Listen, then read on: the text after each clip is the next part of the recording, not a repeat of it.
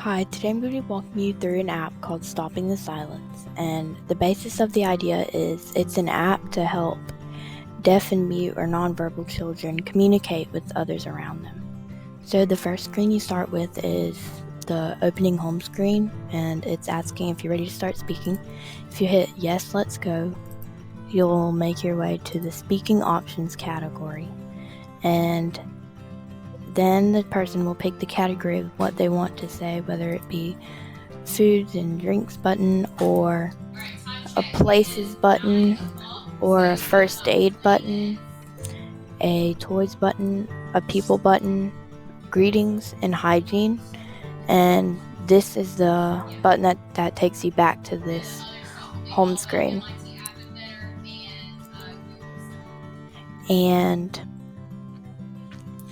let's say you click this button, the food drink button, it'll take you to the food drink category screen. And let's say the person using this app wants an apple. They would click on the apple, and using this using a sound, which is right here, you would drag that in, and we use the source, and it would say I want an apple out loud. Another example being, let's say you clicked maybe a people button. Okay, let's say then it would open up to this screen, and if they wanted their dad, they would click this and it would say I want my dad.